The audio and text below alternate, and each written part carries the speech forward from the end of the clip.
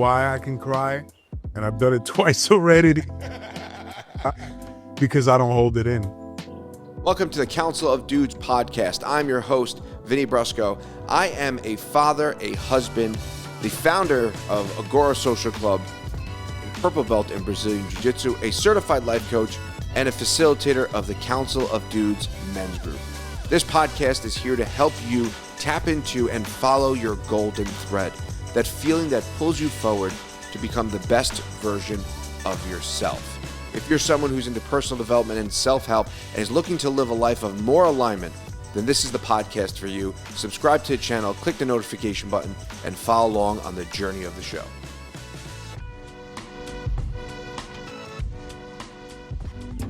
Hey, this is Sean Martin. I just finished recording an amazing episode of Council of the Dudes podcast with Vinny Brusco.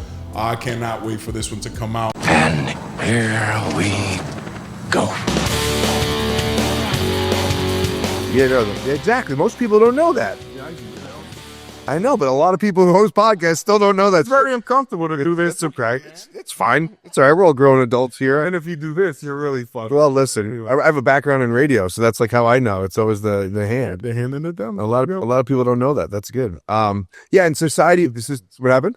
Man of many talents. Yeah, exactly. And a lot, like, I understand that because you'll get like inclinations to say something to someone, like very kindly, compliment someone on a shirt or something, and then like there's this reservation in your own mind not to do that, but you don't know what that kind gesture does to someone and sets them on a completely different path of the day or even potentially their lives. It's kind of crazy. Yeah, it's wild. And I've had so many experiences like that where conversations just open doors. I was just recently in Deerfield Beach, Florida with my mother who lives down there, my kids and my wife. And we were down there for a real estate event.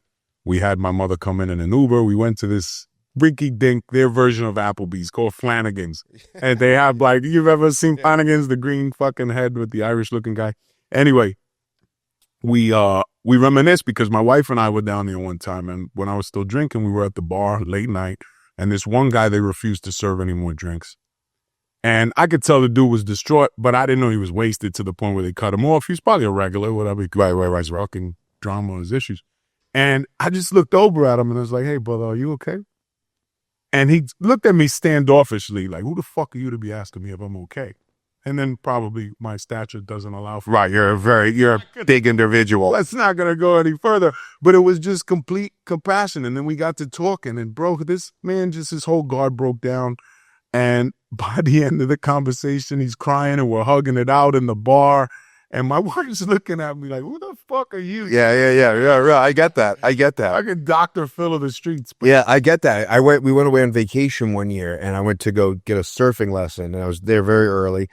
And I walked down to the beach and there was this woman standing there and all of a sudden we just start talking. And then like 2 minutes later, we're praying together.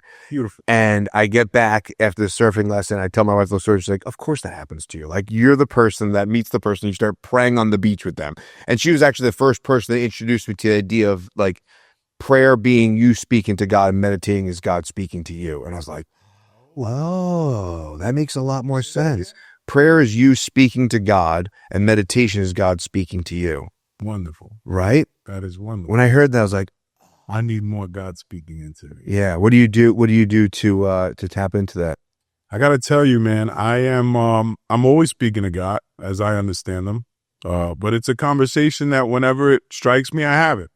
Yeah. And it mostly comes in the form of gratitude. Yesterday, for instance, it was wild because, I got some big things coming up in my world financially. We're making some pivots from the day-to-day business, similar to you. Where, the universe kind of forces us out of our comfort zone and puts us into what we're supposed to be doing. And for me, that was this mission of helping others transform their own lives like I've been able to do with me.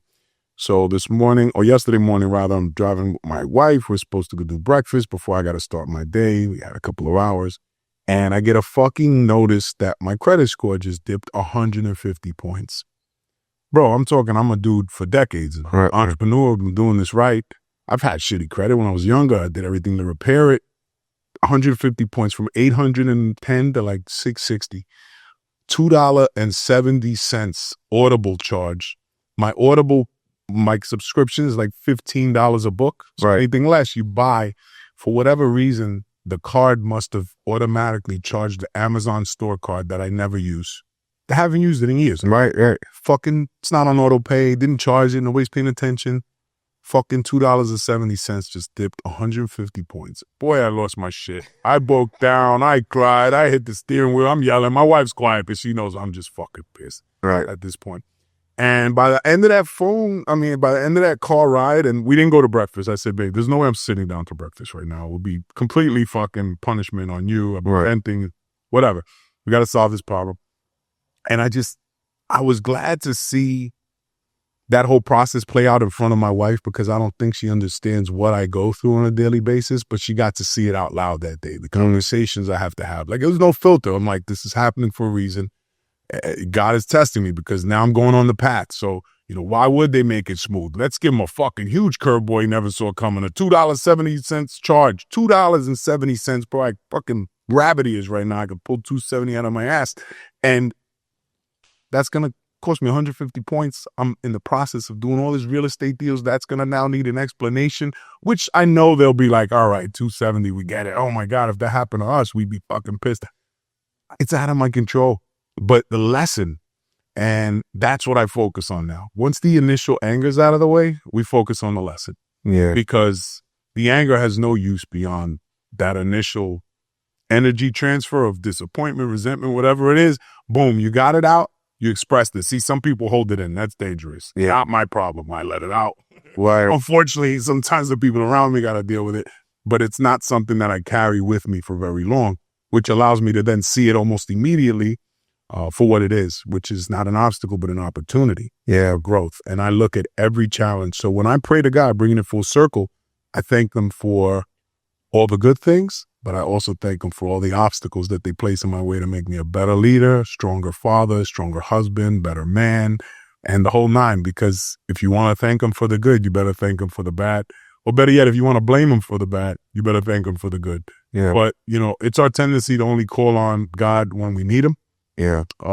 We need to call on them when they bless us, but we also need to thank them for the challenges. But that becomes a self-development thing. That's not a thing that's taught in faith necessarily. Yeah. Those two things work together. Yeah. You certainly got to learn to master your mind in order to tie those two things together. Yeah. It's and you brought up a great point there that the resistance piece of it is the inevitable. Like it inevitably is going to, and seemingly right before the bigger opportunity presents itself, there has to be, it's just a byproduct of human existence or the way that the world works, there has to be this initial resistance before you go on that next phase of your hero's journey. And for me, I think a big part of it is what I've learned to do, for the most part, I'm not at all great at it, I'm working on it always, is learning to respond versus react, learning how to say, okay, because I understand in that moment, it's like, motherfucker, like, I get that. And we've all been there so many times. And then the real power is like, can you create space in between the notification and how you respond to it? Right. And then show up in a way that says, like, alchemize that energy and say, okay, like, exactly, okay, like, here's a new opportunity, here's a new challenge, here's a new level of the game that I now need to go and interface with in this way. And this is going to open up a whole new level of skill sets and a whole new conversations. And I'm going to learn something about myself through this challenge. But that's someone who is a glass half full person. Yeah. The pessimist is going to focus on the problem and get more of the problem. Right. I'm trying to get out of that as quickly as possible because I've already seen what life looks like when we stew in the problem. Right. And that's what depression is. And that's why we have a mental health crisis. It's simply that people don't have the tools or the recognition that they're the ones putting themselves in said crisis. And obviously people will hear this and try to use the outlier, which is the exception, which people with real mental health problems. Of course. I think that's truly the exception of course. Mental health crisis. And that has always happened. That will always happen through either chemical imbalances, imperfections in genetics, or trauma. Sure. But the good majority of people claiming mental health crisis are just fucking not using the tools that are out there because they're completely unaware. So, it's using self-development tools in tandem with having that faith that's when the real magic happens. That's when the shift of, I'm in control, but I know when to let go. And that's really what happened yesterday. I was in control of all the things. And at the end of the day, that's a reminder that despite all these big things, the details were missed. And that's because I don't have the right support staff or team around me yet. And that's something I have to develop. But see, I learned the fucking hard way. Right? It always has to be through. It's like you couldn't tell me, hey, you should do this. I got to fucking feel the pain to make the change. And what funnier than a $2.70 credit charge to fucking destroy my 800 credit score, Right.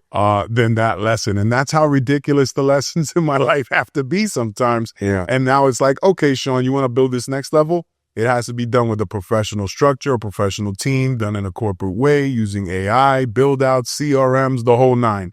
And up to this point in my career, I've been a Bronx kid, a fucking hustler who negotiates his relationships, and he's able to leverage those and make massive amounts of money. But to take it to that next level, imagine being able to use those gifts, but with the talent and organization of like a corporate guy, Right. business, someone who's savvy in business. But I know better than to think that I want to learn all those things and implement them. I just need to attract the right person. Well, that's huge, right? The right people around you is probably, if not the most important thing that you could have in a business or in your life, right? You're the average of the 5 people you surround yourself by.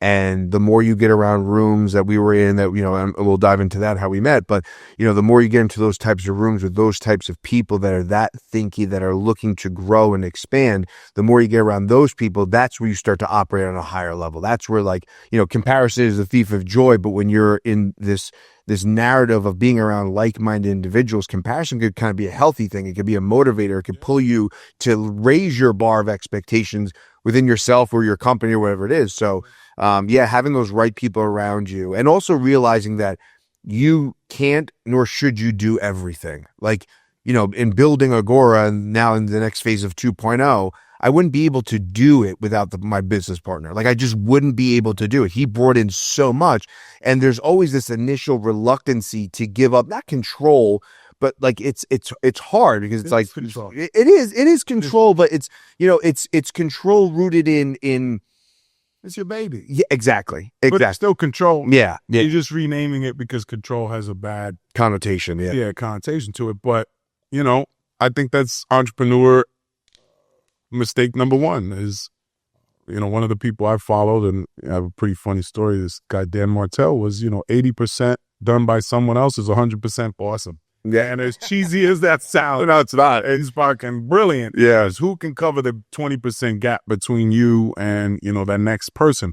That 20% gap doesn't even start to equal what 100% of you doing what you're supposed to be doing equals. So that's control. One way or the other, you're afraid to have somebody make a mistake. But let's say the 20%,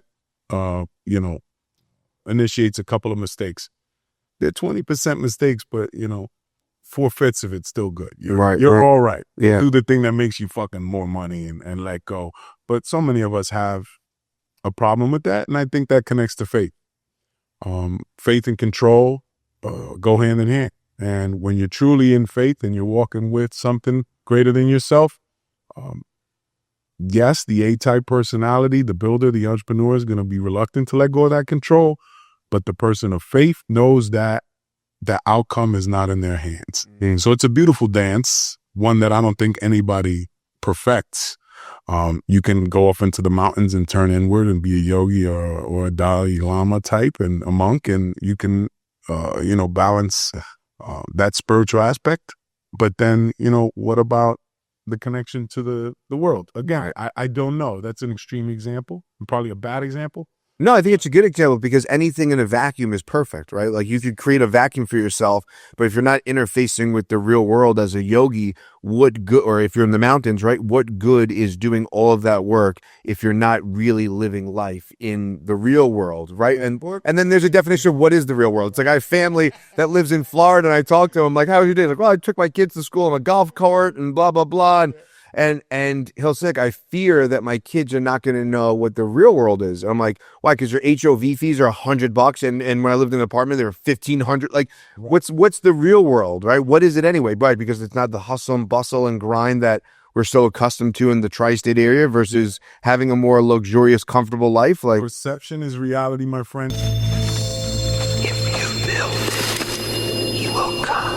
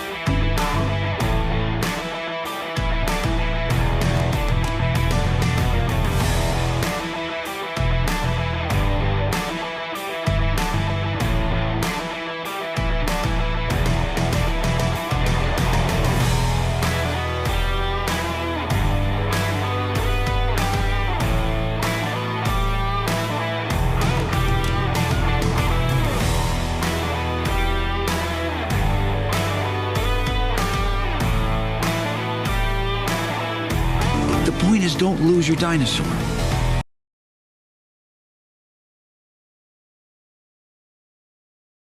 so let's go back to, we met at Big D's speaking event out in Jersey. It was yourself, Big D, and Bedros Koulian, which you and I started talking a little bit before, and then you went up and spoke. And it was funny because the MC of the night kind of posed it as these three wizards, right? And they're all in different parts of their journey, which was such a perfect way and a perfect analogy to describe where everybody was. And you went up and you shared some of your story, which was, I mean, there were so many elements of it that you would say, man, this guy could have gave up at this point, at this point, at this point, at this point. And the perseverance, and then to understand conceptually as a human being where you were to where you are, it's like two completely different lives. And that journey, to me, is the most intriguing part of the human experience, because it brings you to a level of, well, if he's capable of coming out of that and everything you dealt with, which we'll dive into, then anything's possible.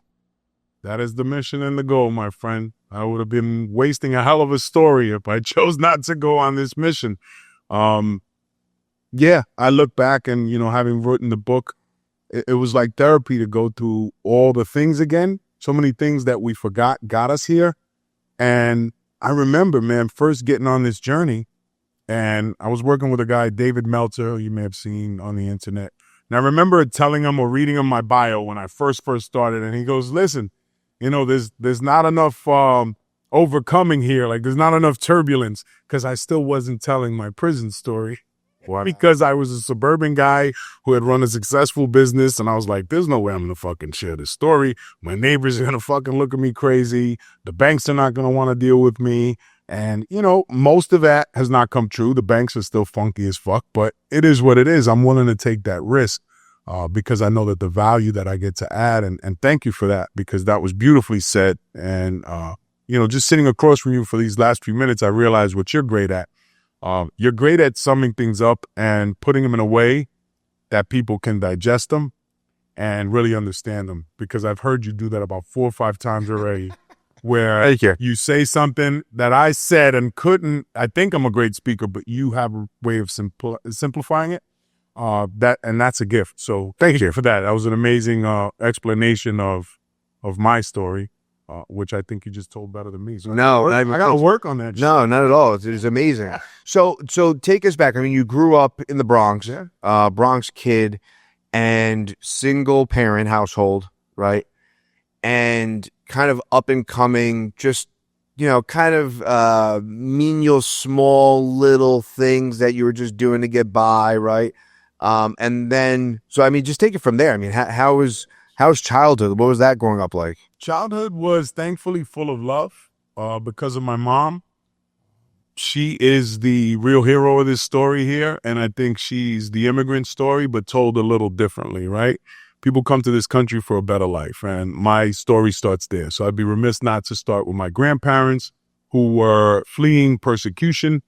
There was a guy named Rafael Trujillo in the Dominican Republic. He was a dictator during the 50s and 60s. who really transformed the country for the better in a lot of ways, but he was a dictator as well. And murderous, quasi-racist for sure.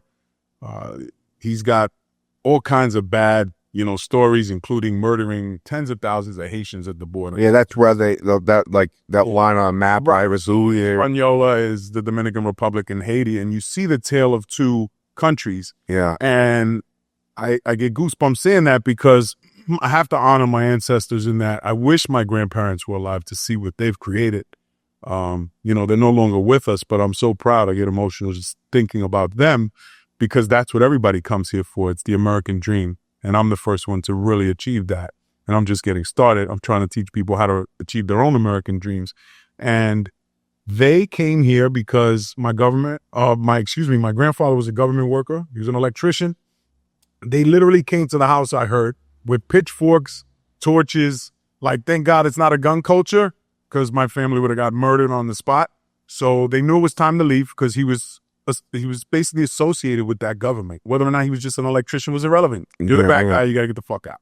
And they left. And they went from being a middle-class Dominican, they come from a town called Monte Cristi, which had very heavy French control. They actually have a clock tower there that was built by the same people who built the Eiffel Tower for the United States because of that French influence there. So the Dominican has a huge French influence, which also extends right over to Haiti. And Monte Cristi is one of those towns close enough to the border. So here we have this this juxtaposition of Haitians, Dominicans, French, and the Haitians have done very poorly for so many reasons in history. But I always say the nerve of them to free themselves from slavery because they were the first country to do so. And the Dominicans have a lot of self-hatred when it comes to their African roots. So I say all that not to get, too deep into it, but there's culture involved here. So we find ourselves in New York. My grandparents come over, work in factories, and a seamstress, I believe, my grandmother, and one by one, they start calling for my aunts who came over. They were staying in a convent with the nuns over there, being abused because we're talking old school Dominican Republic. They didn't have enough money to flee. Grandparents came and then kind of came, everybody else. Sure. By piece. And they were initially in North Manhattan and then moved to the South Bronx on the other side of the Grand Concourse from Yankee Stadium. So my mother, at 11 years old, comes here back to mom. Sorry for that long historical intro, but I'd be remiss not to tell the whole story. She was very smart. We joke she was probably ADHD back then, not understood. Education really wasn't a thing in the DR, but my mother was the first to graduate college here. So she went to Bronx Community College, City College, scholarship. College was free back then, and she was the first one. And the only one of that generation that actually graduated from college. She had me at the age of 24, single mom, pops I didn't meet till I was 18. And that's a whole long story we're not going to get into. But mom just had a heart of gold, man. She was a social worker all her life, never made more than 50 grand. But she had clients from welfare and the HIV AIDS program that she used to work for in the city of New York come give her food and gifts. And they would show up at Christmas. We'd see them like I'd meet her clients, which is, now that she's retired, it's cool, but you're not supposed to, I think. Yeah. But they just loved her so much because she just had a heart of gold. And I'd be remiss not to share all that to say the reason that I am who I am is because of her and because of her heart. And that's how I lead. And I think that's what protected her when she would be in the South Bronx or a fucking dangerous neighborhood by herself as a social worker. Something greater than her was protecting her.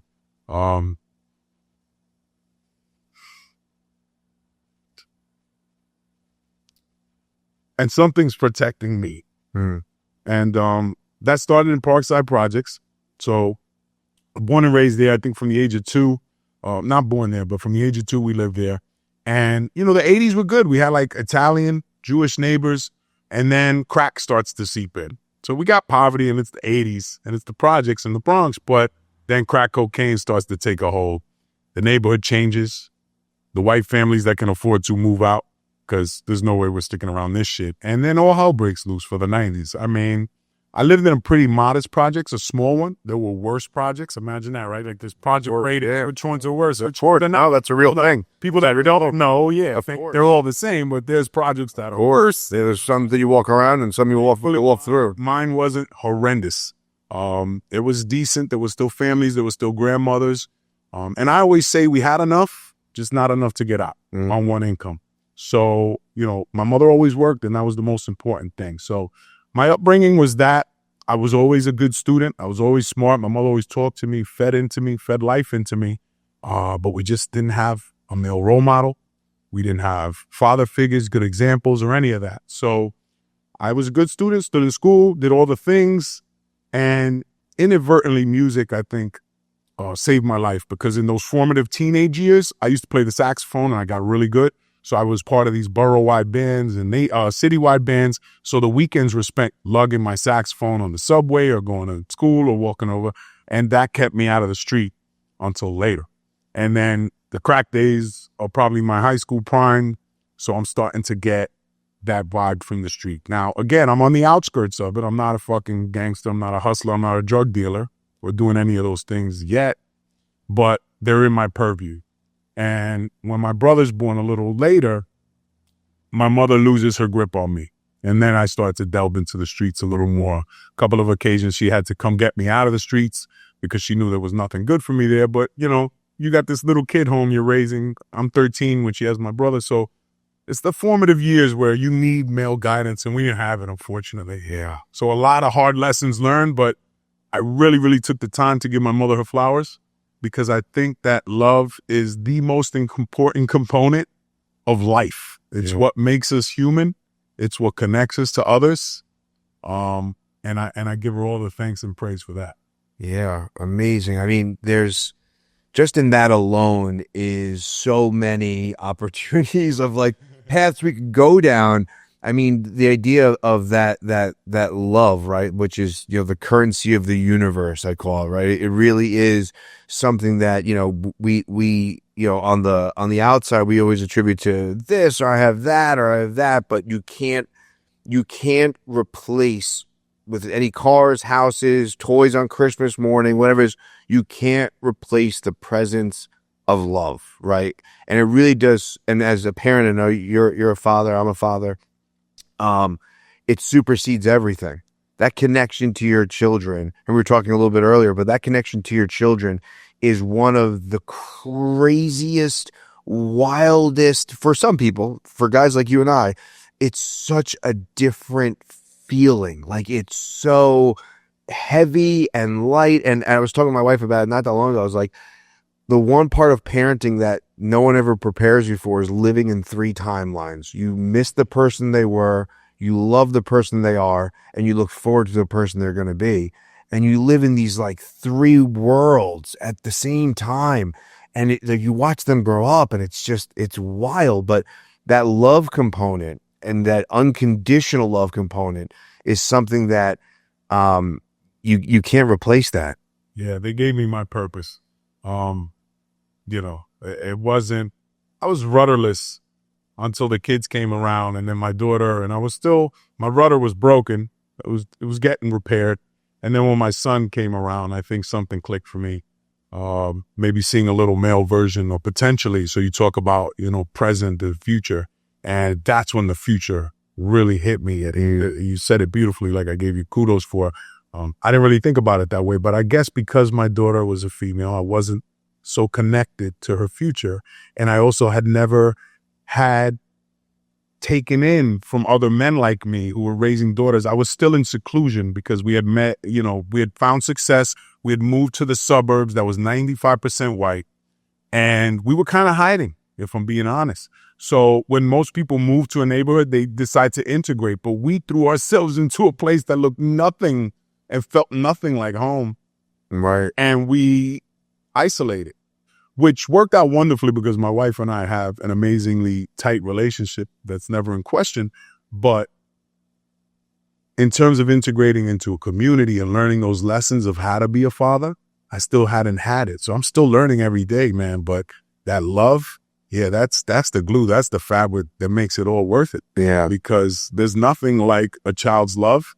And then you see the bond between the mother and the children. And you can go two ways with this, right? Yeah. You can be like, well, nobody's loving me that much. Yeah. Or I have been tasked with providing these beautiful souls. Yeah. And that is the part where having a man in your life to tell you that didn't happen for me in the form of where I thought it would come from, but instead through a lot of masterminds and integrating myself into rooms where I got to see now the kind of family I wanted to create. So I'm glad I hid, because instead of looking to those suburbanites for the blueprint of how to be a father and how to live a life of intention, I waited. And then I found these rooms like Platinum Partnership with Tony and Zenith with Dean and Tony. And now I see a life that excites me. So the suburban life, for anybody that's living it, God bless it. And that is a wonderful life. That is typical American dream, white picket fence life. And it is a beautiful, safe life. But that's not what I want. So you say suburban life, and it's funny because, I know exactly what you're talking about, right? But there is this unconventional version of it that I think that guys like you and I, when you're in that entrepreneur space, it resonates with you on a totally different level. And showing up to the job or the punt, like it's just like the mundane elements of it don't resonate, but the energetic exchange of time and currency and financial versus spending time with your family and having a safe neighborhood, that's what resonates, right? So it's like, how do you bring these two worlds together of, hey, I'm an entrepreneur, hey, this checking in, punching into work, 9 to 5, what finance bro, whatever it is, this doesn't resonate with me, but yet there's a standard of living that I have to meet that does resonate with me. And it's bringing these two worlds together that's such a struggle. Yeah. And now just hearing you speak, and these things are like therapy, man, these podcasts. Yeah. I come on here. You ever see like that meme? It's like, why do guys not go to therapy? They do podcasts? Yeah, I mean, 100%. it's way better than a fucking a psychologist. Absolutely. I agree. And I got to tell you now, I'm glad that I did wait. And I realized I connected the street, right? I play the outskirts of a situation. I never jump all the way in. Yeah. Even with Xena, we just crossed a year, and now our fourth event, technically our second year started. And it's a whole different vibe. Now I feel connected. Now I feel part of the community. So I think that's my pattern. I never trust anything or anyone right off the bat. That's street smart. Vibe. Yeah, it's definitely street smarts. It's definitely, some of the learnings from, being locked up is, be careful where you tread. But you put me anywhere, it's like that funny scene out of a Juicy or whatever that Biggie movie is, that the guy who plays Diddy's like, put me in the jungle, I'll come out with a chinchilla. Right. Like, I am literally a chameleon, but part of it, I think, is my ability to wait, look, feel. Most importantly, it has to feel right. And 100%. I think that's what you talked about. Yeah. It's the suburban life provides a safety net to all the external challenges that the world as we know it presents to us in terms of bills and finances and drugs with our kids. However, the one thing that I think it does is rob us of what makes us grow, which is uncomfortability. And I see it. And I've seen both sides. So I've been at the bottom 1% by being in prison, not necessarily going up, making 40 grand a year through my mother. That still doesn't put me at the bottom, but being in prison put me at the bottom. And now I get to be part of the 1%. And one feels like they've been cheated and everything has been taken from them because of inequities in the system. And the other, the suburbanites or the people who these people at the bottom would consider to be at the top, they feel like something is being taken away from them because their grandparents or their grandparents' parents were the immigrants who the American dream was built around. And then they got comfortable, right? And they started to lose pieces because if we're not uncomfortable and growing, that fucking $200,000 salary that used to carry you to the promised land in the suburb, that's that. But you tell that to somebody at the bottom and they'll tell you you're out of your fucking mind. So I've been blessed. Yeah, I mean, not even the bottom, but even if you just reverse it to our parents' generation, right? You don't even have to go all the way to the bottom. If you're like, oh, I make X amount of dollars, it's like they might be impressed by that. I saw a thing online. It was like, let's stop pretending like $100,000 is a lot of money. It's not. It's nothing. Like, and you tell it to some people, they look at you like you're fucking crazy, but it really doesn't do it anymore. Right. And it doesn't want to live. Not if you want to live. Not if, right. If you want to just have the job and get by, pay bills, sure, you can do that handsomely and go out to eat and have your drinks on the weekend and live a comfortable life. You might even take a vacation every year. But no, I don't want to live, brother. Yeah, I say to my wife all the time.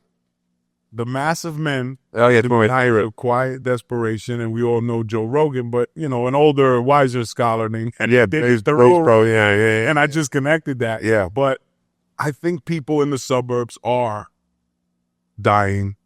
I think on paper they look good, but when you get around them and the conversations are all the same, they're about the politics, they're about the unhappiness with the wives, how the kids drive them crazy, and we're guys, we make wife jokes and kid jokes, right? But there's one thing to gloss over and make a joke, and there's one thing to actually be living in that unhappiness. Yeah. I mean, it's more than would like to admit, living in that unhappiness. Yeah, I mean, in the men's group that I facilitate here, we do a dad's group, we do a men's group, and a lot of those things do come up, but they're brought up in these ways that have healthy resolution through perspective and insight.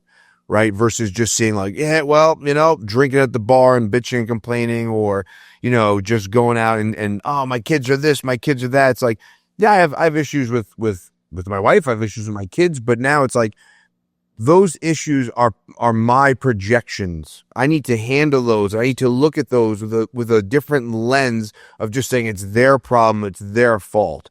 Right. I need to look at them and go, okay, where are they coming from? Even my son who's 6, right? I say to my wife, and I'll say, I'm like, to my daughter, I'm like, he's pure testosterone.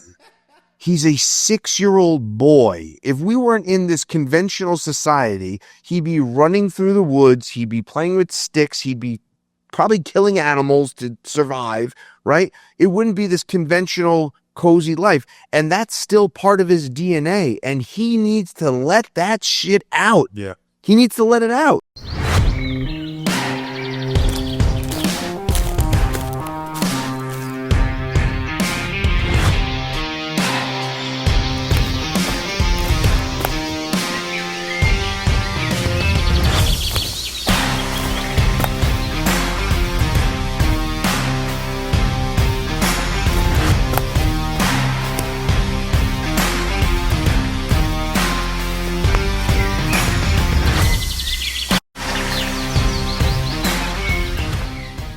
I think there's a return to, I think the information age that we live in, where it's readily available, has driven a lot of people to the fringes. Yeah. But it's also driven a lot of good things. And I think there's a reclamation of what it means to be a man. Yeah. But a new 2.0 version of that healthy man. And I think you and I might have been the ones who talked about the way of the superior man. Yeah. And, it just points to, we're not our grandfathers. There's a famous story of JFK's dad, like, coming in the house with his side piece. Right. What? Right. Like, again, old Irish, culture, different time, few generations ago. Yeah, my grandfather, we found out he had a 13th kid because 12 wasn't enough. Right. From some 26-year-old he used to go, spend time with when he spent his winters out in the DR on a Social Security check. So old school rules do not apply to the new school man. But then we're also battling the new school woman, right, who is more masculine, who is more independent. And it's a fucking big dance. And I heard something beautiful today, which said that now partners, but we're going to keep it on men, we have to be all things to our lovers and to our wives and to our kids. And that wasn't always the case. And that's a lot of fucking pressure, man. Yeah. So if we don't have other brothers to bounce that off of, we are going to be, our heads are going to be spinning. We're going to lose part of who we are. And, what you said was beautiful because it's a return to who we are. Right. If these rules weren't in place, that's exactly how your son and my 3-year-old, who we love it too, would be acting. Of course. And that makes me proud when he's acting a little savage. Yeah. Well, I think it's a return to like men before men, right? Before this like societal expectation of a man. Like it's stoicism. It's going back to these real fundamental roots of what a man is, but obviously through time and society and all these other external stressors, the man starts to evolve differently. And there is this massive, I mean, we're sitting in a space that's rooted in building a 2.0 version of a man, right? It's about building and creating this. And I think so much of that's community. Like you said, like I didn't have that at home, right? My dad's a veteran. He's a retired cop. Like I've seen my dad cry. Like I'm very open to that. But if you're not raised in that world, if you don't have that example in your household, and listen, he wasn't a perfect human being. He had his, but I've also sat and said, well, why did he show up in these scenarios that way? Oh, because this was his story, and this is how he was capable of handling things emotionally or whatever it is. But if you don't have that opportunity to sit and dive into that, then you're kind of just lost out into sea, right? So now you're looking for these groups of communities that will take you in, and that's where a life like yours, all of a sudden you start to dabble with the street. You start to dabble with things that are outside on the fringes, but it kind of gives you a sense of community and wholesomeness. And all right, here's some guys that get where I'm coming from. Right. And that's what it was until it wasn't. So, I have an interesting story in that my hustling career really didn't develop until I was in my 20s. It started in college. And then when I came back home, I always worked. I just wasn't making enough to bridge the gap. All right. I wasn't making $100,000 a year. I was probably making around 65, 70 grand a year as a radiology rep for a facility. And it was a combination of, I used to work in an office. I used to work for the Yellow Pages, not too far from here in Purchase, New York. Yeah. And this was when Verizon owned the Yellow Pages, and then they went on strike, and it was never the same. And I was just like, this cubicle life is not for me. And I ended up interviewing with an outside sales job. Somebody was trying to pitch for the Yellow Pages. He's like, I like your style. Come in for an interview. And this guy took me in, and I ended up working at this job. But it opened the door for a whole new life for me. It was like, oh, I can do marketing. It's not hard sales because I don't like hard sales. I get to be off on my own, and as long as I bring in enough profit, I don't got to punch in or out, and you leave me the fuck alone, I'm in. Sign me up. Sign me up. Yeah. It was love at first sight. Yeah. And while that guy who brought me in, that didn't last, another one lasted after that. So I was doing that for a few years, and I learned to kind of do what I've always done in life, which is move to the beat of my own drum at the pace of my own speed that I'm comfortable with and learn on the fly. And it was a beautiful experience, but then it wasn't enough. So I started to hustle. And the story I go back to is I had a friend of mine who owed me $900, and it was around Christmas time, probably like a few days before Christmas. And I take the $900, I go down to 28th Street with my 2006 Hyundai Sonata, my first financed car, and I bring my little brother for cheap labor. We go to 28th Street to the Africans, the Nigerians down there, and I start buying fake Jordans, Juicy Couture, True Religion jeans. Ed Hardy was popping at the time, and I just bought $900 worth of shit. I got taken for a fool, but I went back uptown. I turned, let's say, that 900 into 1,500 that day out of the trunk of a car. I parked on White Plains Road in front of the Old Navy off Elkner Boulevard like it was fucking legal in the bus lane. Just popped the trunk, threw some boxes on the sidewalk, and started hustling, bro.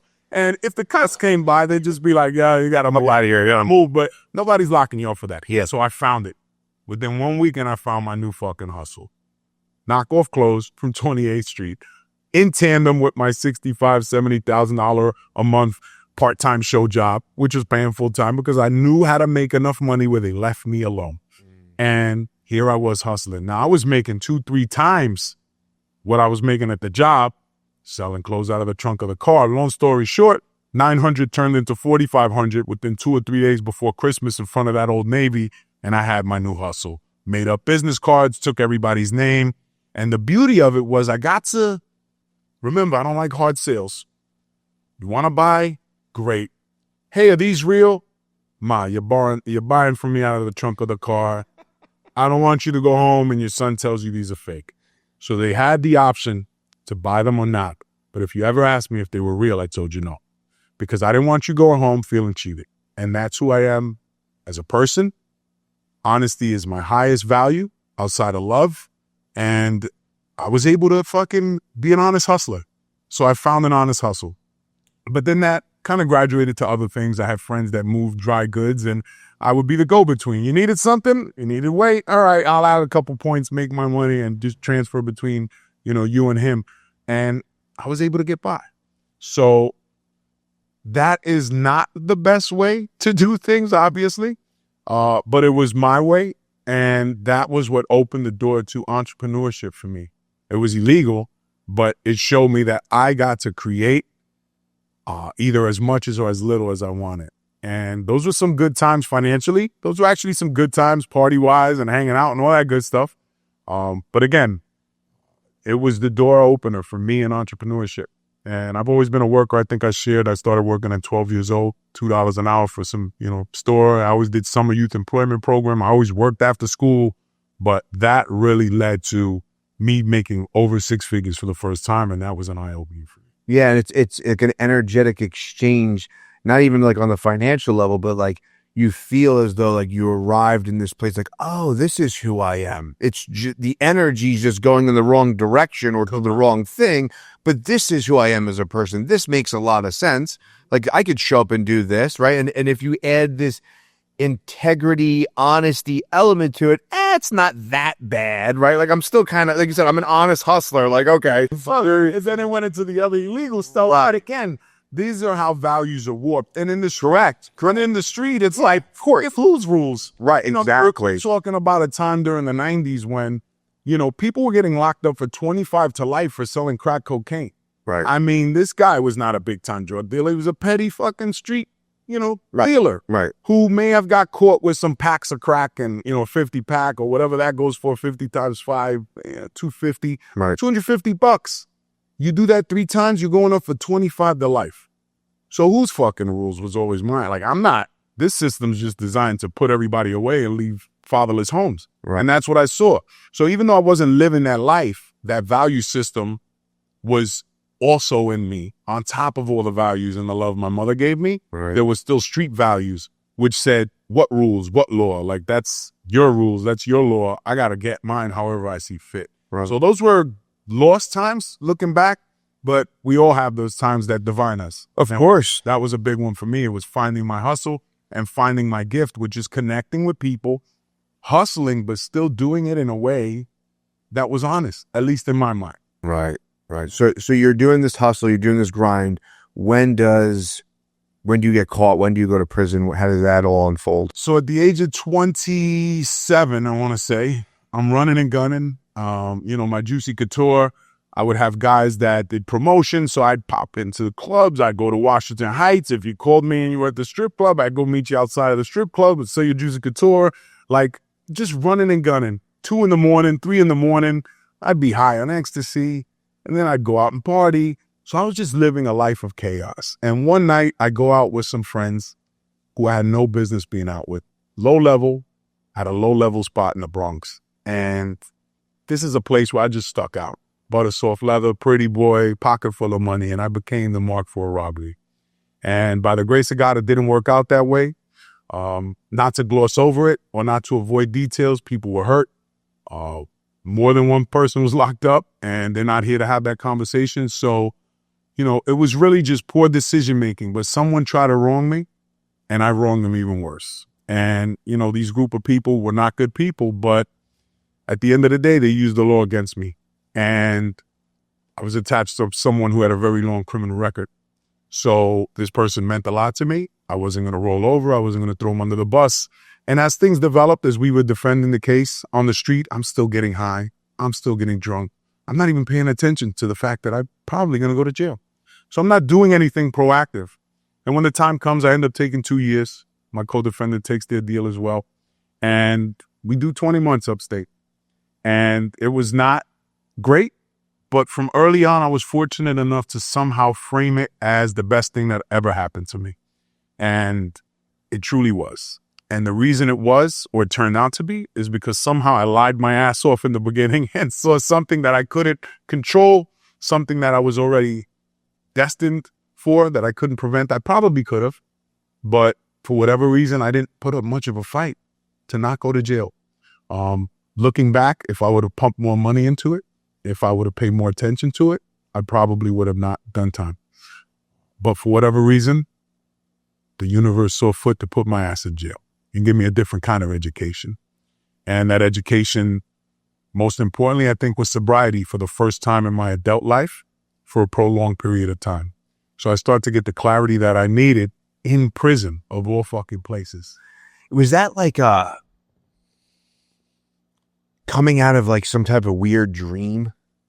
Because if you're kind of living in this kind of hustle, go-getter, doing drugs, boozing, partying, and you're just in that constant like hamster wheel of that, right? You're just in that existence. That's every day, Monday through Sunday. You're in that, and all of a sudden that gets removed, and not only are you now kind of coming off of drugs and stuff like that, but now you're like, your whole world's different. It's not like you're like, I checked into a rehab facility for 30 days. I weaned off everything, and now I'm entering back into the real world. Okay, now I can kind of understand the world. I went in hot. That's what I'm saying. Like, you're just kind of sucked out of it, and all of a sudden you come out of this state and you're like, holy fuck. I think I slept the first 2 or 3 days because I loaded up on ecstasy, like on the days leading up to it. I remember I was still high as fuck when I turned myself in, and I think I slept for like 2 or 3 days and all that. You know, you're robbed of the serotonin. Yeah. So I was a mess. I think I was just crying under my blanket. Big 6'3" motherfucker in jail now. So very quietly depressed for a few days. But then you gotta get up and you gotta move about, because if not, I don't give a fuck how big you are. You're still in a den full of sharks, some little itty bitty ones and a few big ones, but you can't stay in that state for long. So once I got out of the chemical funk, then I guess the mental funk took over. But, you know, I still had people to call. I had my mother, I had my wife. So I was exercising that immediately to reach out home. You know, I had money in the commissary, which some guys don't even have that. So thank God for at least having a support system. But yeah, it was coming like out of a fog, but I wasn't cognizant of that. But it's the come down. And anybody who's ever done MDMA, you know, knows that back in the day, when whatever that mixture was, the come down was always the worst part. So imagine going all the way up for a few days and then fucking diving down. Yeah. So you explained that pretty well. And it's actually something I've never talked about and I haven't even thought about. So Yeah. Very, very metaphorical in a sense, right? Like both in your actual life. You're my therapist, bro. Big time, but I could have accomplished a lot with you. I think we've done a lot in this last fucking, I don't even know how long. What's my goal, man? And my fucking therapist for years, stringing me along with my copay, bastard. Oh, we'll charge you a copay. So you're in jail.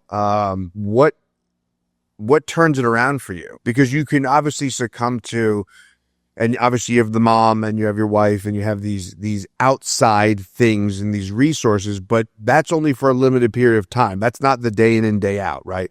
So there is something that you have to overcome within the system of jail that says like, holy shit, okay, I have to figure this shit out. Well, What was the turning point for you? Let me just say, I don't know that there's a specific turning point, but a lot of people find themselves in prison and there's nothing to do with the timing. So people work out, some people read, some people watch TV. I always knew in my life that I was meant for more. That seed was planted very early on by my mother, who said that if you think you can, you can. If you think you can't, you can't. Either way, you're right. Which she stole from Henry Ford, but we'll give it to mom. That one, because that story was read to me in the form of the little engine that could at the like age of 4 or 5 or whatever. And the fucking shit just stuck like glue. So I do believe that on some level I was called to do greater things. And maybe that was just the love that my mother planted in my heart that gave me enough compassion for the world. But the turning point that I would point to in prison was picking up Awaken the Giant Within by Tony Robbins. That book changed my life. I learned that it was a story that I was telling myself. I learned about NLP, neuro-linguistic programming, and I was able to then use that tool to get myself into another state. So I started practicing this thing where I would just slap my hand like this, close my eyes, snap my hand. I'm standing in a powerful position, not sitting. And it would bring me back to this time I was on stage at Bronx Community College. What made you choose that time? That was a powerful moment for me. I was 20 years old. I was the chair of the Honor Society of 2-year colleges, Phi Theta Kappa, Bronx Community College Division. I have a knack for marketing and connecting with people, and I had the largest single semester, as far as I know, in the history of that organization. We had like 88-something students join in one semester and 40-something. So we had like 120-something students in those 2 years. And I got really active on campus my second year at community college. Something clicked where I just started to use my talent and get connected to counselors and get connected to other students and student body organizations. And I really just worked that canvas of campus, like my canvas. And that was the turning point. On that stage, I got to speak to the orientation group, which was 1,500 to 2,000 people. And I had them in the palm of my hand. And that moment, at 20 years old, I knew I was supposed to be in front of audiences, moving people. But boy, it didn't happen for another 20-something years. Because isn't it amazing how that, sure enough, but it was planted in me that I just say, isn't it amazing how that seed stands out as this moment of clarity for you to go back to go, oh, that's who I am. Like that's the moment. Who I am, right? Not this guy and not this guy, not this, no, like, it's just this is a detour. And a much needed one. It was a necessary one. So now I get to tell this story. We don't sit here. Yeah. This doesn't exist. This doesn't exist. None of this is happening without that story. So I learned from Waking the Giant Within and the great Tony Robbins that we're telling ourselves a story. So I start to dive into more self-development. Now we're reading Dalai Lama, like we're going out there, and that's heavy. So I'm getting pieces, but I'm learning a little bit about everything. And I just learned this the other day. I'm a jack of all trades and a master of none. Yeah. But better than just a master of one. Yeah. Most people don't know the end of that. And I didn't learn that till recently. And that's who I am. I am a man of all things. Yeah. I am not somebody you have it in your bathroom who's very open-minded so that I don't miss anything. And for whatever reason, I just started reading all the self-development that I could. I think I read about 200 books while I was away. And, some were small, some were big, sure. But I read 200 books, and I'm in marble composition, those old school black and white notebooks. I think I showed it. Love them. At the speech. I had that to this day. My goals and visions broken down into timestamps, what I was going to do after I went home. And I fucking dreamt without limitation because what limitation? Like I'm in jail. I got nowhere to go but up, right? So I really allowed myself to dream for the first time in my life. And it took me a very long time. It wasn't until recently that I actually had the courage to go out and do a lot of crazy dreaming again, because the distractions, and in prison, I had no distractions. Oddly enough, I didn't have to pay bills. There was nowhere to be other than where they told me to be. And this is why it works for so many men and women. Some guys go back to prison because it's easier than making it in the streets. And that's fucking sad. They don't have the support. They don't have the tools. So I think God put me in that place to just further enhance my compassion for my fellow man and my brothers, so that I could then eventually become the man that I chose to be and go off on the mission that you see me doing now. But yeah, jail was probably the most formative part of that. And even in those books, I wrote that the secret to my life is impacting as many lives as I could. And I didn't get to do that healthily till now. And I tried to avoid it with all my fucking power. Why did you try to avoid it? Scared, bro. Yeah. I'm just scared of my own power. People will That's say, fucking crazy. Yeah. It's not, but I mean, I totally understand that. I totally get that. People say fear of failure. I even had Tony Robbins tell me this directly. It's the fear of failure with his big voice. And he's like, your voice is not too far off, buddy. Like, and Tony, I love you, but I would respectfully disagree only because it's the meaning that I give it. Not what he gives it or anybody else gives it, but the meaning that I've given to myself is I'm afraid of my greatest self.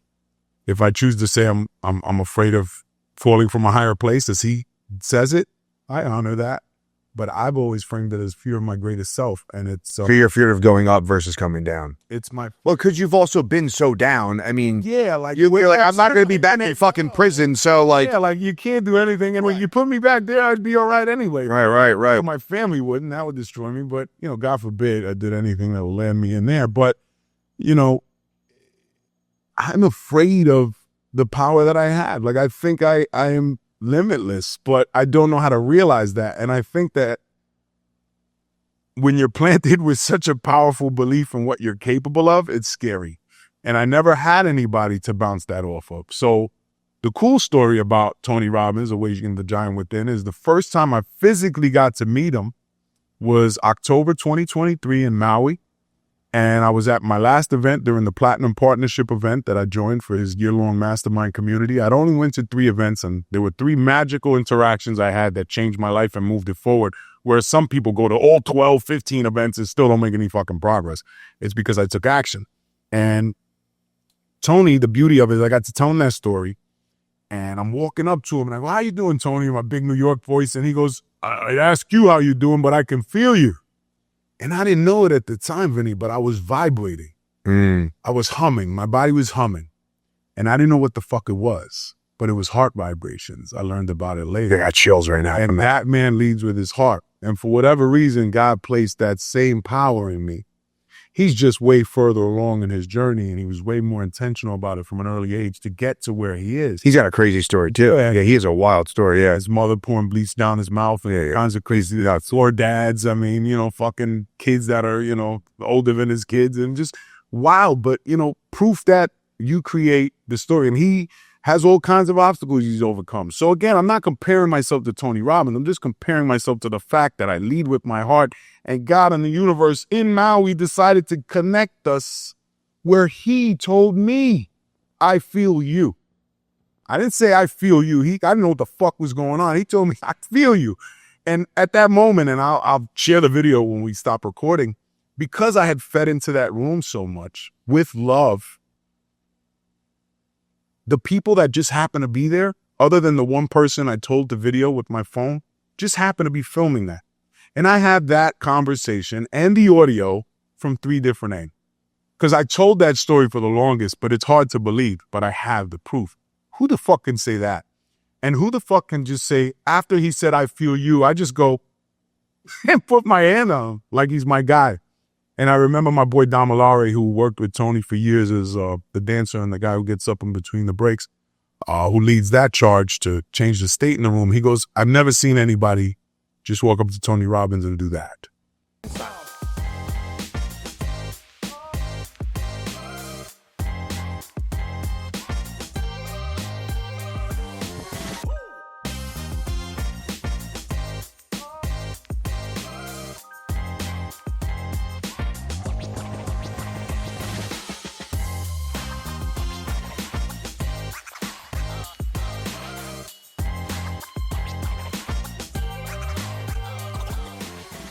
And I don't know what the future holds for me, brother, but it's scary because of that. Who the fuck walks up to that guy and just feels like right at home? yeah. It's funny. I had a buddy of mine on the podcast, and he wrote a book, and we were talking afterwards, and I said, something along the lines of like, I talk to these high caliber people like yourself and former NFL players, and especially in building the 2.0 Agora, you're talking about like big money. Like in my world, the world I come from, the limited belief that I've had for so long of financial abilities. And you're talking about big money and investing and all this stuff. And I got on the phone with him, I'm talking to him, and I'm like, I'm talking to all these high caliber people, and I feel right at home. And he's like, "It's because you're a high caliber person." There you are. And I was like, damn. And that's the same thing for you, right? Like you could walk up to someone of that caliber because, like you said, like I have a fear of that potential, right? But yet I also know it's within me, right? And when it's within you, you almost can't deny it, right? When you're buzzing, right, and you walk into a room and that energy is real, when it's real energy, it's a different thing. It's a different experience. You can't replace that energy, and you can't fake that energy. And I think that a lot of people, especially in the entrepreneurial health and wellness space, not that they try to fake the energy, but there are snake oil salesmen out there, and that authenticity piece is so important, right? And I think you only get to that authenticity piece by leading with your heart, by coming from a place of fear. I've shared this story a lot of times, but in doing the men's groups, what brought me to where we are now was I was in a group, I was facilitating it, and I sat back and I saw this piece of yellow yarn going through the entire space. And I'm just observing, like I'm almost like outside of my own body, and I'm watching it. It's just going through all the guys in the space. And I was like, what the fuck is going on right now? It was weird. My shrooms. Dude, So weird. I go home. I tell my wife, I was like, I don't know what that was, but I feel so fulfilled right now. I feel like I just had Thanksgiving dinner. And I said, I don't know what that is, but that's what I'm going after. That. There's no word for it. There's no word for it. Now, and then obviously through some serendipities and micro miracles, the golden thread, Carl Jung, like it dates back to ancient Greek mythology. I'm like, oh, something I'm actually experiencing dates back further than my brain can conceptualize. This is a real thing that I got to experience. That's what I'm going after. But you can't replace that in any way. There's no money that could put, you could put on that feeling, that value, right? So it does make sense that if you say, I fear that I could be at such a high caliber of person, but yet I could walk up to Tony Robbins and feel like I'm right on his level, and not just because of your height. And he's still taller than me. Right. He got hands that look like mitts. They're fucking, he's a huge human being and a heart to match it. And I guess, that matches me. And I've heard that comparison. I joke, I'm Tony Robinson. But yeah, man, it's another story, and it's just not to pat myself on the back. This is just... You don't even say that caveat. That's like, but that's diluting the experience. Talking about the listener. Who's the listener? You don't have to dilute it. Listen, we all look for ways to discredit people. And ourselves. First and foremost. But then if we can find it in the form of something somebody says, no matter how meaningful the 80 things they said before that were, we're going to latch onto the one. Right. And I say that to say this past Zenith event, I just came from Puerto Vallarta, Mexico. And the final night, it's, should I share this? Yeah, I think he'll be cool with it. So, we can leave out names. No, it's Tony's partner, Dean, who put this amazing group together. And it happened to be his birthday on the final day. And the final day, they go all out. Music performance on the beach, grand piano, stage, lighting, fireworks show, fucking just insanity. All right, this is what we've been accustomed to with this particular group. It's Dean's birthday. And I go to the table. They have this mirror all the time with everybody's table assignments. And I see I'm at the table with the heaviest hitters and Dean. And I get to the table and I'm sitting to the right of Dean Grazios. It's not lost on me and me being a smart ass. I'm like, Dean, thanks, man. It's your birthday. I get to hang out with you. And he goes, with people like you, I want energy like yours around me. And I was just so flattered. So flattered because once again, it was confirmation that I belong at the highest levels of the game. What I haven't put to deserve it is the work yet. But I know that I belong there. The talent's there. The gift is there. The work ethic is being developed in order to stand toe-to-toe with these giants. And Dean, I'll tease you. You're a tiny giant. But, the point is, I belong there. And so many of us belong in places that we think we don't have any fucking place being. Yeah. Because somebody robbed us of that belief before we were even aware of the fact that they did it. Our caretakers, our parents, our teachers, they thought they were doing what was in our best interest, and inadvertently they were robbing us. So if we're doing parenting intentionally and healthily, like it sounds that we're trying to do our best, we now get to see life through the eyes of our children and how exciting and how limitless it is. Your kid is not crazy. They're not going to jump off the second floor balcony just to see what happens. There's enough fucking safety built into the human experience to let them know we don't jump off the second floor deck. Maybe the first one. Just the first one, because that looks doable. Oops, busted my ass. Right. I'll learn. I won't do it again, but not enough to kill you. That's very rare. I have now learned to let my son and my daughter, as much as I can, live that life. Like you said, they'd be running wild, burn that energy out. Whereas our parents would stifle it. Get back in your box. Get back in your box. But even not even just the energy, but just in the sheer imagination of their own potential. And when you were talking about when you were in prison and you had I had nowhere to go, I had to go here, do this, that. I was like, oh, you lived the life of a child.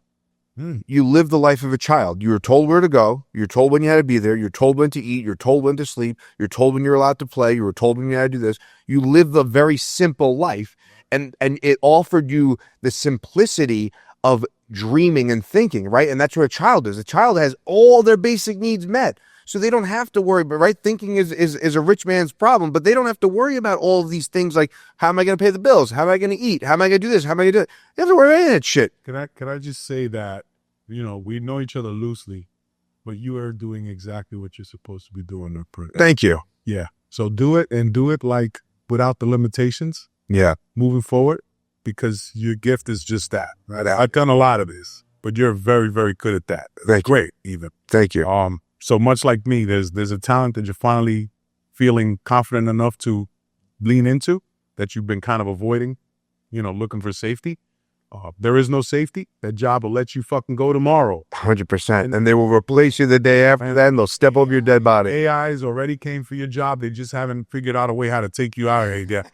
So, for anybody who's stuck in the traditional ways, this is the time, man. It's never been easier to build your own personal brand, as scary as that may seem to all these young people. The racism, the classism, the government. It has never been a better time to be alive. Don't let them rob you of that reality. Yeah. They will fucking feed you fear, and they will feed you doubt, and they will feed you the fact that you are not special, and just get in your fucking box, and we can control these things for you.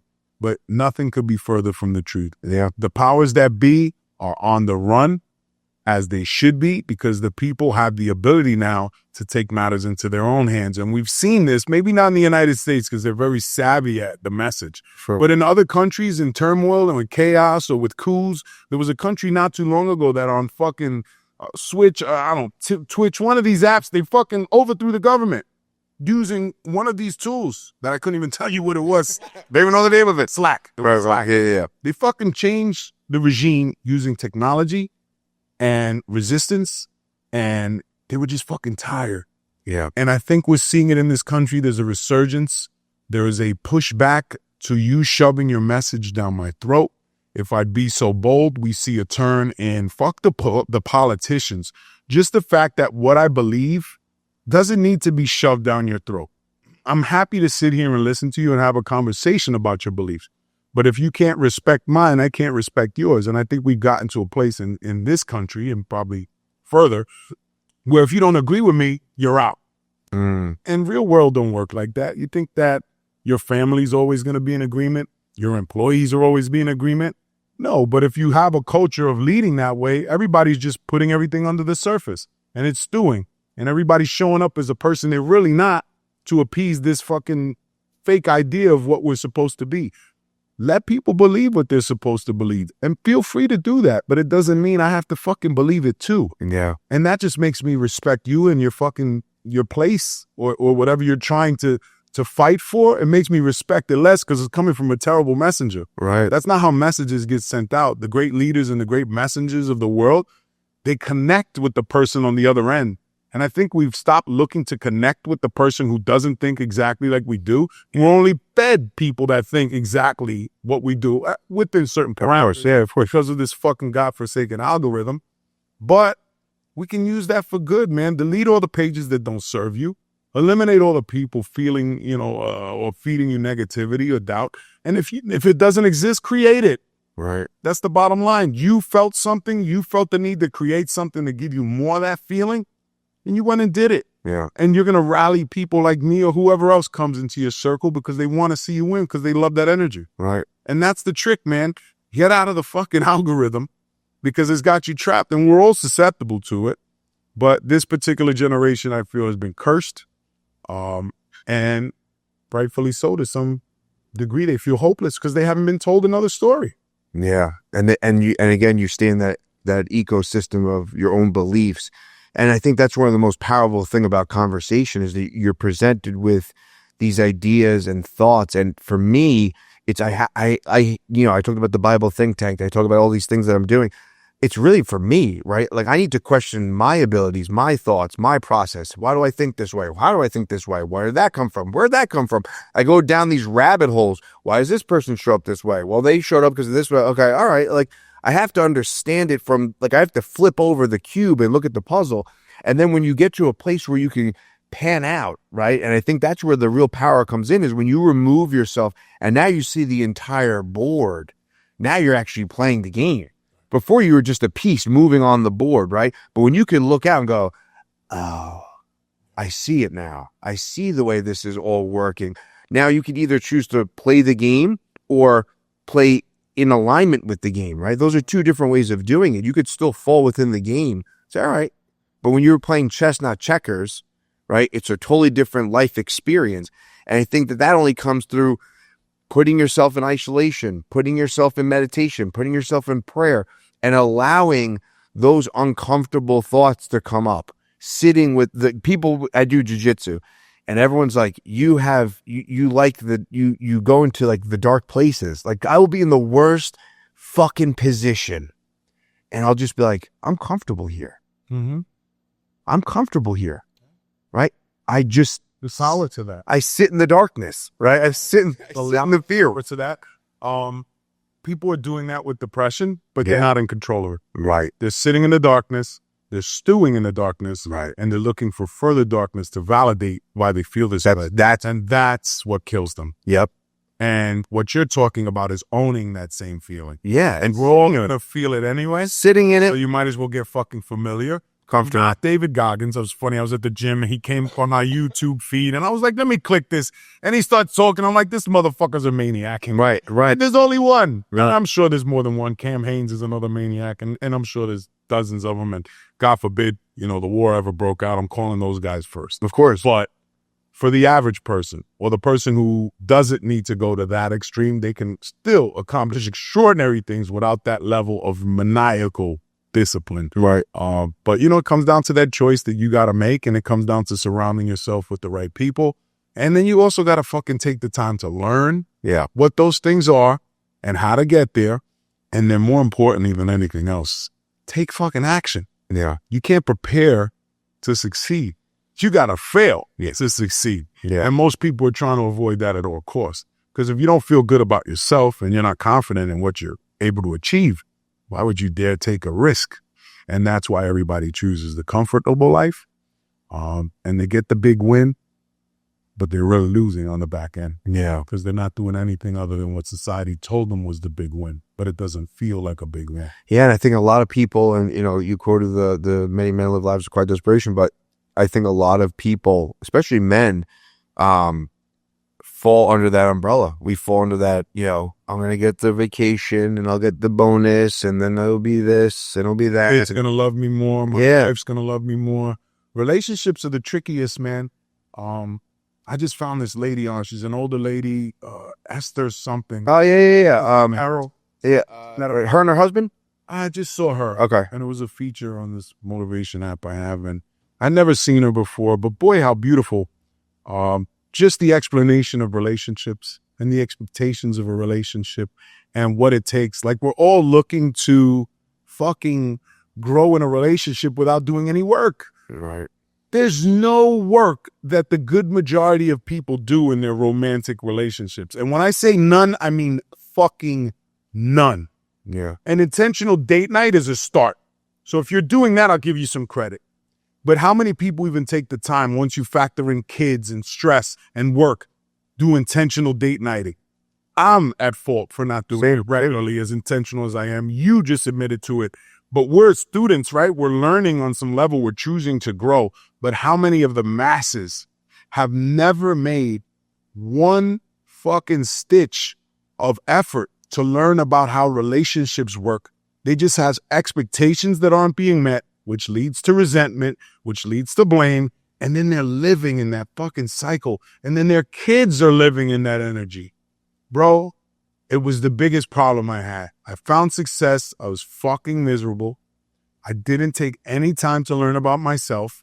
And then even when I started to learn about myself, there was still the old conventions of the relationship beliefs that I had to undo through books like Way of Superior Man, going to Tony's Love and Passion seminar by myself in Maui, thinking my wife and kids would come. I'm ready to drop $50 additional $1,000 to fly out a family member in an extra room for 8 days and bring the kids so they can all experience this amazing transformation we're going to have. Nope. My wife's like, our son's not even one. I'm not taking a fucking flight to Maui. I said, but we got first class, babe, the lie flat seats. And nope. My expectations were that she was going to come along and just be like, and you see that when people start to grow, whether through religion, whether through sobriety, whether through college, students are wildly guilty of this. They learn things about the world and they get fucking idealistic as hell. Sure. Myself included. that is the big left push narrative right now. And we're seeing another radical right push on the other side, Right. coming from college age students, because they're finally starting to learn about the world and they want everybody to fucking know what they know. Right. We're all guilty of that because it's like a light switch turned on. Another door opened up to a world we knew nothing about. We're fucking so excited. We need to share this with the world. But what we don't realize is what you eat don't make me shit. And what you believe to be true is just something that came out of a book. And when you get into the real world, there's a whole other set of parameters you haven't seen yet. Right. So while I do commend that young generation for taking the time, I was you too. Everything was unfair. Why is it this way? This is fucked up. You know why it's fucked up? Because unfortunately, if you look to nature, things are just not equal. Yeah. There's no society in nature where everybody's equal except for insect colonies where you have mass swaths of insects that do certain jobs, with the exception of queen. Right. So We're not all equal. kind of equal. Right. We're all So sad. answering to one being, protecting one being. So you show me a society where everybody's equal on planet Earth, that it lives in the animal kingdom, with the exception of simple-celled amoebas or whatever the fuck doesn't have a brain, right? Right. Anything that has a brain and feelings to some extent is going to have a level of inequity. Right. Because there are going to be stronger birds that lead the flock, and there are going to be birds that, carry up the tail end, and then there's going to be weak ones that get left behind. So that is a uniquely human belief that is robbing us of the full experience because we don't learn to sit in the pain. We don't learn to embrace the fact that that's part of the journey, and the pain makes the fucking highs that much better. Yeah. The hugs from your kids when you're down, but they can sense it. Magic. I played the acknowledgement section of my audiobook for my daughter because the other stuff's raw. So I just played the acknowledgement on the way to going to Home Depot the other day, and I started crying immediately. And I know I'm doing good because my daughter just saw me cry just like that, because it was just the moment, like, wow, coming full circle. And she just grabbed my arm from the side of the car, just hugged me, bro. And I just melted. And I knew I was doing good. And it doesn't take big things. Yeah. It just takes the idea that you want to be happy, that you deserve more, most importantly, because I think most of us don't feel like we deserve that we're, deserve more, or we don't feel worthy. So in tandem with that belief, we're robbing ourselves of all the little micro miracles, as you call them. That hug was a micro miracle. Amen. This opportunity to sit across from a brother that I met in passing and really get to know you, that's a micro miracle. I've just learned from you things that I didn't know before, and vice versa, I would hope. That's a micro miracle. And now we can carry that into the world. Right. See, it's not as difficult as we make it, but I also will be remiss to not say that the reason that I can live this life with minimal stress and minimal impact of the external world is because my finances have allowed me to do that. Right. So I'm not ignorant to the fact that if you're just fucking scraping by, Yeah. 100%. all of this sounds like hocus pocus, woo woo. Welcome to Agora Social Club, the Westchester's hub for guys to gather, connect, and unwind. In the last 6 years, I've been facilitating a men's group called the Council of Dudes. And within that 6 years, I've realized that guys need a place where they can get together, connect, and build community. A place that's not the gym, that's not jujitsu, that's not the bar, but a place where guys can come with no ego and grow and develop together. So here we have our chess table. We're gonna be having monthly chess lessons and our take a book, leave a book library. Some of these I've read, some of these I haven't. Quantum physics to personal development to fiction. We also have our record player area. In the last few years, I've become very obsessed with jazz music. And if you don't know how to play vinyl, no big deal. It hooks up to your phone via Bluetooth. We have artwork from California to local artists. We have these small little work tables. So if you want to hang on the couch and get some work done, you can just come pop them open. And we also have our little workspace here with quotes from Muhammad Ali, Albert Einstein, Theodore Roosevelt. We also have our coffee bar, small fridge, and more quotes and artwork over the wall. Head on over to agorasocialclub.com, sign up for our free 7-day trial, and with that, you will get a key fob. Scan your key fob, and you have access to this space from 6 a.m. to 8 p.m., 7 days a week. So if you're a guy in the Westchester area and you're looking to gather, connect, and unwind with like-minded men, head on over to agorasocialclub.com. 100%. And that's the reality too, because you mentioned someone like David Goggins, you're like, yeah, that guy, of course that guy has, he has this, he has that. And you could always outsource it to something else, right? But there is, and I call them valid humanistic excuses. There is something that says like, I'm tired. For me to wake up at 4 a.m, it's going to be difficult, or I'm not going to do that. So it's, it's motivation, discipline, and then sacrifice, right? Those three things evolve, and it's what are you willing to sacrifice? And sometimes the sacrifice is the thing that seemingly society might tell you is the healthier thing, like more money, like the guy who's sacrificing the time with his kids or his wife to go get the job for the bonus for this, seems like that's the sacrifice that's worth it. But where I've come to, and I think where you would agree to, is that is, yes, it's important, but it's not the right sacrifice. It's not the right, having your daughter look at you and hold you, or look, whatever it is. And I've had those moments as well. You're like, that's the important shit. Everything else will, whatever. That's the important shit. I still preach that, man. I'm part of the Zenith group, which cost me a massive amount of money. And when the breakout session came, we just had AI presentations and all that. And, what was your takeaways? And I started talking about my wife and my relationship and some things I want to work on. And what that did was open the door for all these other high-level entrepreneurs. And Brian McKnight is sitting there with his wife, Leilani, two amazing people I've gotten to know over the last year because of this group. And nobody talked about business. Nobody. And I got to initiate that conversation. And that's what I'm here for. I'm here to challenge the fact that money's going to solve your problem. I'm going to encourage you to get it. 100%. You need to learn it's the second most valuable tool. You need to buy your time so that you can enjoy these micro miracles without all the stress of the external world. So don't get my shit twisted. Make that fucking money. Yeah. But you're not going to make that money without the right mindset. And you're not going to appreciate that money and those wins without taking into account that none of that is going to make you happier than the people you impact. First and foremost, hopefully your immediate family, secondary family, friends, colleagues, people that you hold dear. But then if you got enough reserves, if you gotten all that out of the way and you're still going to sit empty, go out and help the world. Soup kitchen, easiest thing. Anybody could do that. Volunteer your time. Find a mentee, big brothers, big sisters, YMCA. Everybody has something they can give back. And that is the way that you start to pour into yourself, is by actually giving to others. And we do that as parents. We just don't realize it for what it is. Right. We're pouring into other little people that are takers. And then those little moments, it's all worth it. All the taking is worth it. Are they still sapping our fucking energy every day? 100%. I'd have it no other way. But a wise man once told me, if you don't want to kill your kids, you're not spending enough time. I'm proud to say I want to kill them daily. Yeah, of course. Same here. But I wouldn't trade it. 100%. It fucking goes by quick, man. It goes by quick. It does. And I see it when my daughter who's 10, and I'm like, oh man, like I posted something the other day, my son's 6, and I'm like, I have 4 more years to get this right, and I know I'm doing a great job. That's the one thing I will hang my hat on. I'm a great dad.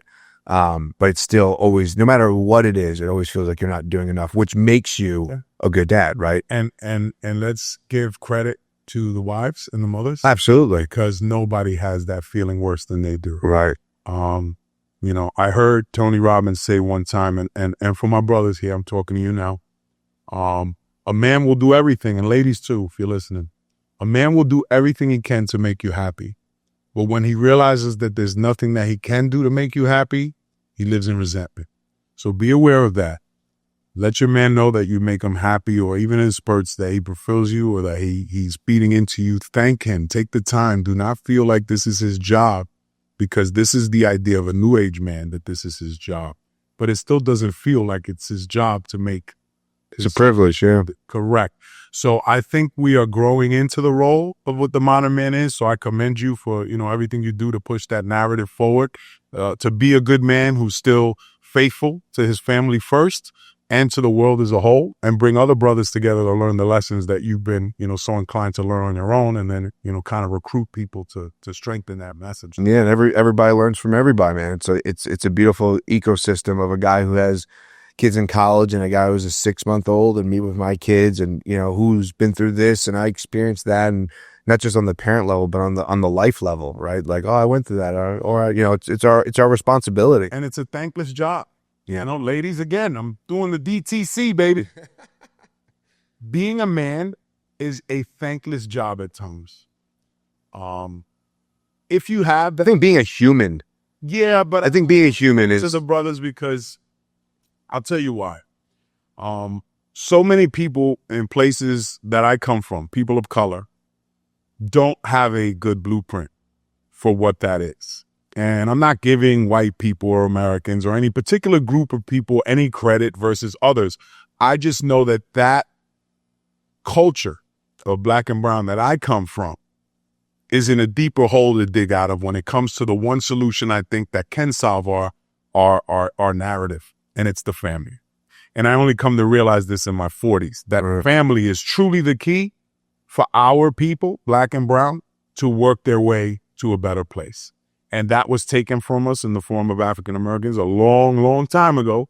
And people can blame, slavery was however many hundred years ago, but the family dynamic was fucking decimated. Sure. And it still plays out to this day. And then you add to that generation after generation of drugs and poverty and inequity and justice system working against you.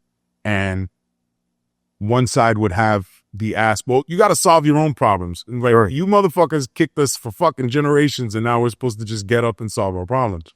And they're not coming to save. But my mission is to recruit other brothers like myself and like yourself, even though that may not be your specific mission. You have so many of the same tools and values that we need to learn. Sure. And you're learning on your own because they're universal to what you said, the human experience. Yeah. So we are all humans, but to get to a place where I felt worthy enough to sit from these other humans and not consider race and money took a lot of work, man. Like you introed me. It was, I could have given up, could have given up, could have given up, could have given up. And for whatever reason, God, Well, the reason was your mother. Your mother gave you that heart. I don't think she had this much heart. I'm talking. Well, yeah, but that's her job, right? Her job is to make you a better version of her, right? Our children are supposed to be better versions. So if she had, 10x heart, like her goal is to give you 100 times that, right? Right? trying to take Take away from mom. Mom, no, not at all. I just think that the mission that I'm on takes a certain set of broader shoulders to carry the weight. And I think, call me a sexist, is going to take the shoulders of a man to carry that message across. And again, I'm not a sexist. Right. I'm all for it. But like Bedros said, right? You hear a thump in the middle of the night. How equal are we then? Right. Babe, yeah. I mean, if she's a badass, she's the one going up to get the gun and go downstairs. But God bless. a way big exception to the rule. Right. Almost everybody, no matter how tough she may be in that boardroom, is going to be like, Poppy. Right. Did you hear that downstairs? Right. Go check that out. Right. I'll call the cops. Right. So why do we not take that natural order into account? Yeah. So I just want to speak to the brothers, not taking any credit from the ladies and their role in this whole thing. But again, it's on men like you, men like me, and all the guys that we meet along the way on this mission to step up. Yeah. Carry the weight of more than just their family.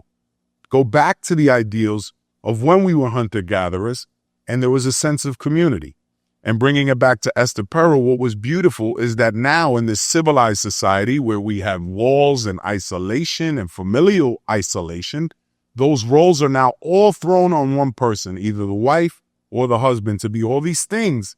Versus where if the man was out hunting or he was out with the boys doing whatever they did in those days, the females were doing whatever they did. And the kids would be all over the neighborhood or all over the village. They wouldn't just be in one home. So now a mother by herself is expected to take care of 1, 2, 3, 4 kids, however big your family is, with almost no help.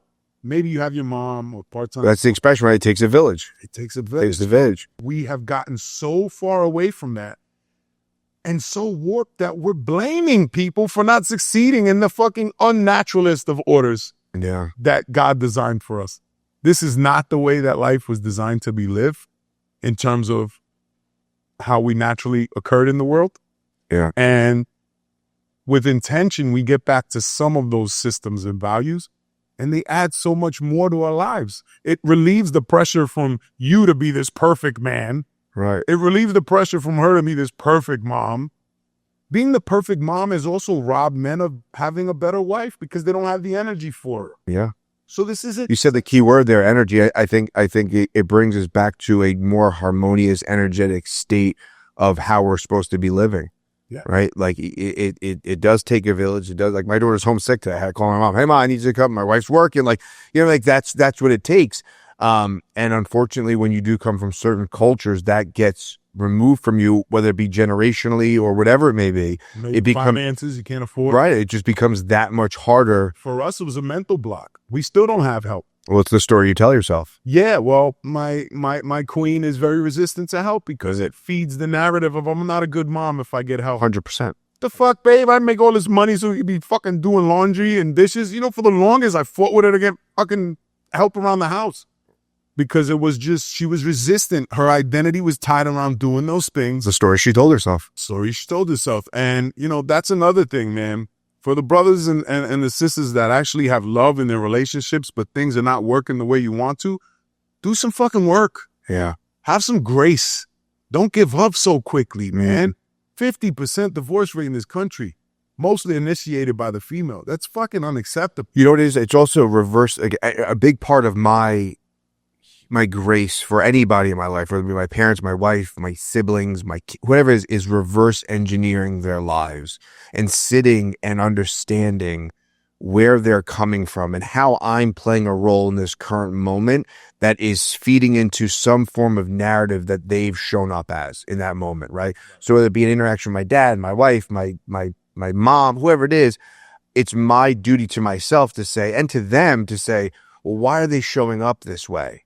Oh, because of X, Y, Z. And that's just my outside lens of seeing it, not even the emotional awareness and the empathy that they went through this stuff, but just the outside lens. And that alone gives the scenario grace. That alone. Choice you made. Yeah, 100%. And most people are not aware that they're making the choice to just fucking blame. But it takes sitting in that and experiencing it and going, I'm at fault here too. Maybe not on paper, but energetically, I have a role in this dynamic, and I can either choose to make a decision and make that phone call and say, hey, listen, I was wrong.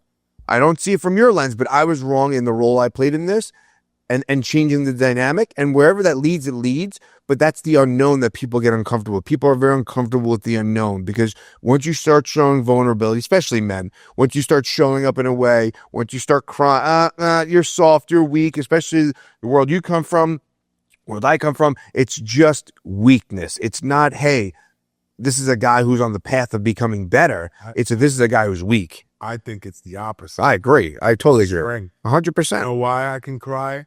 And I've done it twice already. Because I don't hold it in. Yeah. And all men that don't cry do is hold that shit in. Yeah. And then it comes out in the form of either anger against the people you love the most. Yep. Which is obvious.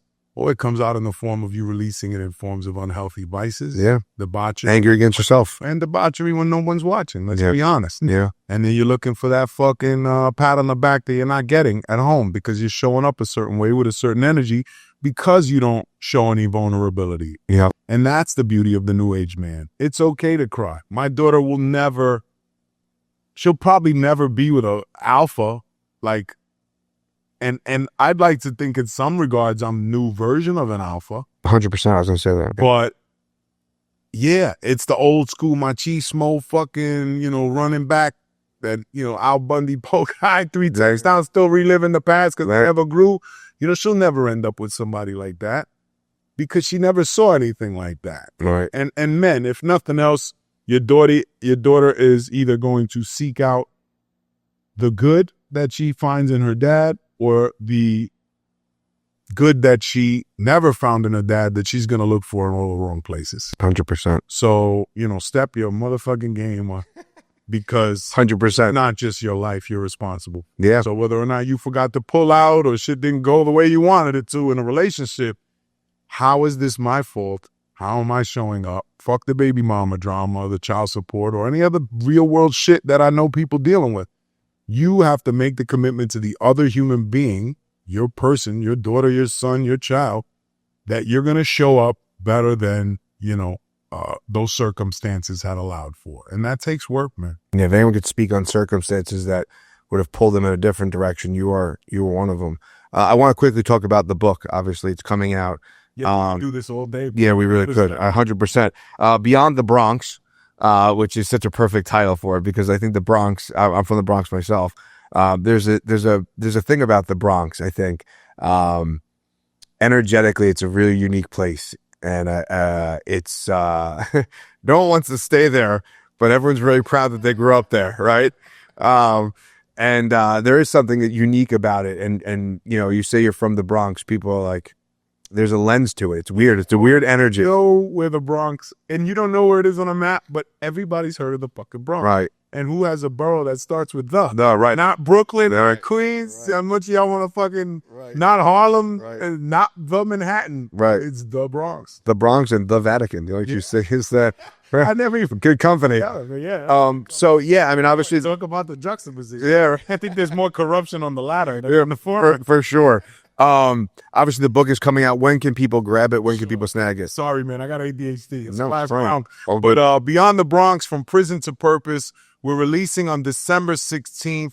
The pre-order for the Kindle version's available now. The pre-order for the soft and hard covers will be available within the week. And then ultimately, the Audible is recorded, but we're going to release that around Christmas time. And for anybody who's upset, do me a favor, buy the soft cover first and then the Audible, because the Audible doesn't count in the bestseller numbers, and that's what we're going for. You're learning all this stuff, right? Hey, man, we are learning. It's amazing. It's amazing the amount of things that you don't know. Even like in building a business, like you don't realize, like, oh, it's a business, okay, and then you don't realize all the other shit that it takes, and if at the very least, it's a massive learning experience. You saw, yeah, leading up to, I'm looking at the numbers. I'm like, we spent how much and we got how many leads? No, cut whatever advertising you're doing. We need to analyze this. You're throwing my money away. Right. Yeah, there's a lot that goes into it. But the book is a beautiful narrative of my life growing up in Parkside, which I shared some parts of here. We dive into the prison experience briefly, but the more valuable lessons that came as a result of that experience are really what the book is about. It's how to transform your life, no matter where you are in it or where you started, and just a testament to the tools that got me moving forward, which you can then plug into your own life and do a little bit more deep research from the experts, because I never claimed to be one, but I claim to be a vessel and a messenger, and this book is a purveyor of that message to help people who are either stuck, no matter where they come from. This could be in their career, this could be in their marriage. I've experienced so much. And I think I have been gifted with the boldness to go out and share the message just like you, so that we can impact some lives. So definitely pick up the book. It's a great read and a great testament to what people are capable of, as long as they don't give up. You never got to know how you're going to get there. You just got to believe that you can and start taking the steps to make it happen. Yeah. One thing that I know that a lot of men don't say to each other is that I'm proud of you. I don't even know you. And genuinely, I'm proud of you, man. Like we just met, and honestly, just hearing your story and just from the conversation, I felt very compelled to just share that with you. So Appreciate you, my brother, and I'm proud of you too. thank you. And where can people connect with you if they want to find out more about you and with the work that you provide and socials and all that stuff? Sure, just Google The Sean Martin. You'll have all of my socials, website pop up. But a big platform for me, because I'm old school now, is Instagram. The Sean Martin, TheSean Martin. We've also got Beyond the Bronx book. We've got the Real Mentors podcast, which you are now going to come on as well. Love to. December 12th, baby. We'll see you there. No All right, pressure. sir, let's do it. Perfect. But yeah, man, just all the things that can move the message forward and collaborate with other like-minded individuals such as yourself. We are looking to build out a better community here in the Northeast. You know, we met at Dan's, Lewis, and we've all talked about just building something special here in the Northeast that I don't think really is happening. Yeah. A lot of the stuff in the self-development world's happening on the West Coast. The East Coast, we got Gary Vee and we got some players in there, but yeah, I think there's a lot of room for growth on this side of the country for sure. For sure. Couldn't agree with you more. There's a good, real, authentic energy on the East Coast that I think that you don't get. Maybe that's also why we got blown up. That's it. Keep speaking on fucking money. Yeah, how dare you? How dare you? Dude, thank you so much for doing this. This is amazing. I really enjoyed the conversation. I appreciate you. I appreciate you so much. You have no idea. Thanks, baby.